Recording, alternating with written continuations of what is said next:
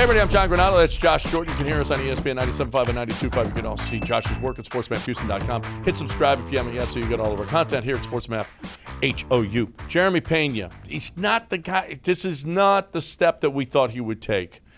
But you know what? He's clutch.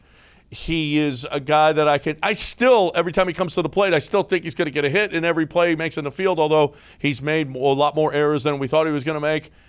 I'm hearing him trade conversations. Yeah, what?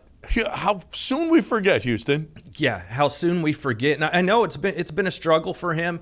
I believe he's hitting 235 right now. I looked it up. Through 103 games last year, he was hitting 256. So he was a little better last year at this point in the season.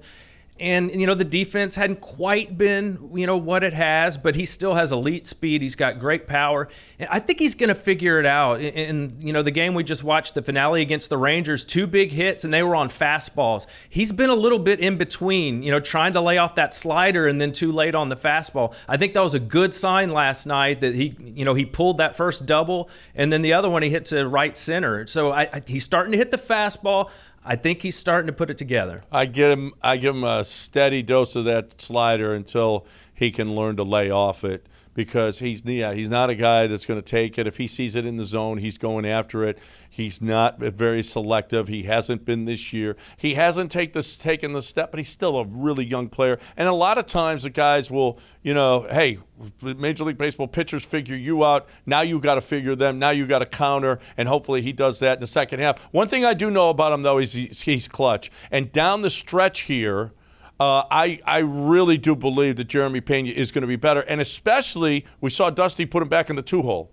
If he is in front of Jordan, in front of Bregman, in front of Tucker, he is going to see more pitches, more good pitches, and if he can learn to lay off that slider, I think he's going to be okay. Yeah, you hit on it right there. He saw some more fastballs in that finale against the Rangers, and he punished those pitches. So maybe he gets a few more of those, a few less sliders, because he has protection. And that's what's frustrated me with Dusty is you got to get this guy going, and he's been jerking him around all season from 8th in the lineup, 2nd in the lineup, leadoff, 9th in the lineup. If 2 works, then just roll with it. You got to have this guy come through for you. The one thing I wanted to point out is I like to use Carlos Correa as kind of a measuring stick. We decided not to pay him. We went with Pena.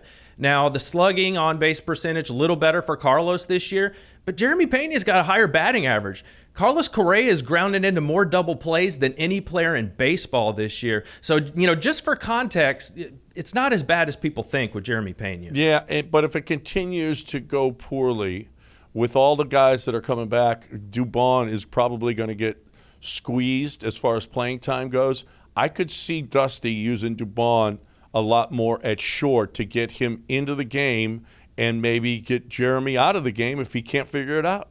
It's possible, but that's the thing. Dubon just doesn't have the pop, and he doesn't get any walks either. So I don't know how much that's really helping you. At least you have the upside with Pena. He can get hot and just start blasting home runs.